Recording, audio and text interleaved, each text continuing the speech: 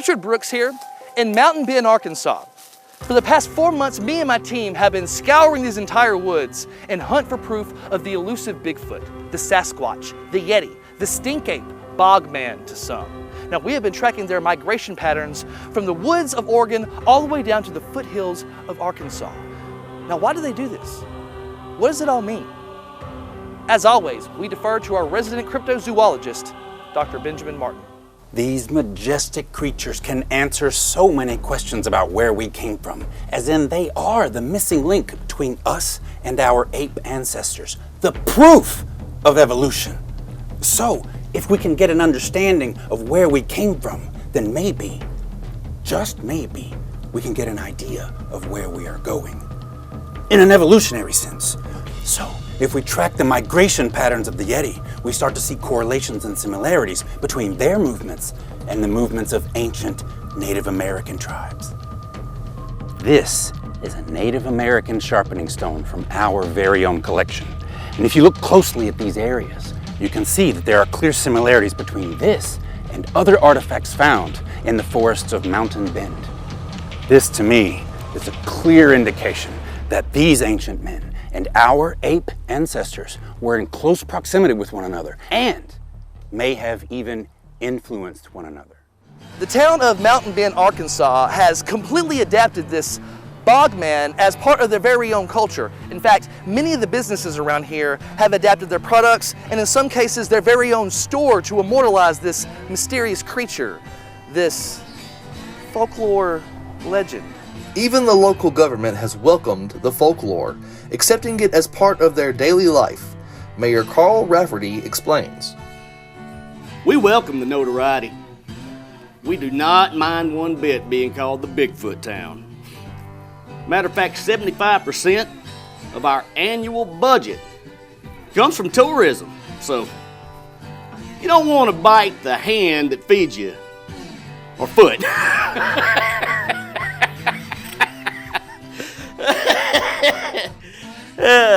Right.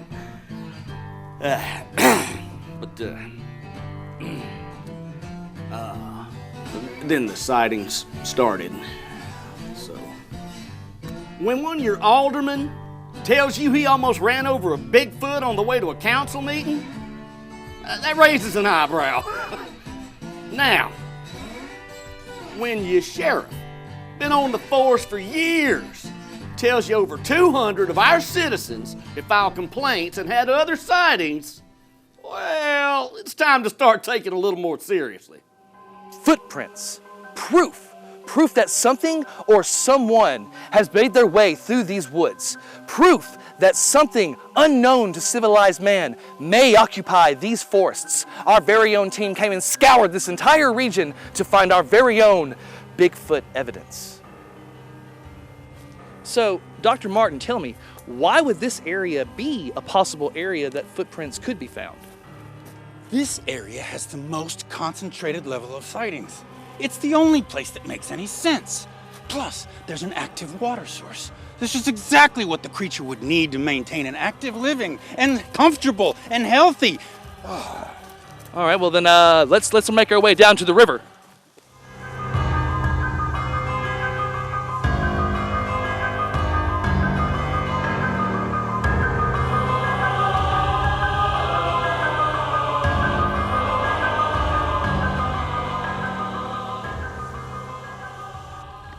I just don't think they would be this out in the open like this. We need to make our way across to the opposite bank. Do you think the creature could make it through an area this dense? Of course they can. They can do anything they want. Superior beings. Look right there! Oh my God, I told you. Joey, get a shot of this. They're real. I told you. I can't believe it. I can't believe it's real. I knew it. This is real. Oh my God. I told you. Oh my God. Oh my God. This revelation was only the beginning. What would happen next would be so unnerving, so horrifying that it would threaten to change the scope of our entire investigation. Right now, we bring to you a story of one of the only living survivors of a full-on attack from one of these giant behemoth monsters. Right now, we bring to you the story of Sharon Marino. Do you mind if I smoke during this? It helps. Sure. What do you remember about that night? Oh, it was hot that night. It was unbelievably hot. You know, the kind of heat that just makes you real irritable, you know? Me and my boyfriend had a big falling out that night because of the damn heat, you know? I needed to get out of the house. I needed to get out of there and clear my head. Then I drove to these old trails we used to hang out in, you know, when we were teenagers. I just knew I needed to be someplace familiar, somewhere that I could be alone. And suddenly there was this terrible smell, something I've never smelled before, like roadkill or BO, and before I knew what was happening, it was already too late. It was big and powerful. It pushed the whole cart forward. I honestly thought that, you know, there was another car or truck coming down the road had just run into the back of me or something. Until I turned around and I saw it. It was massive and hairy.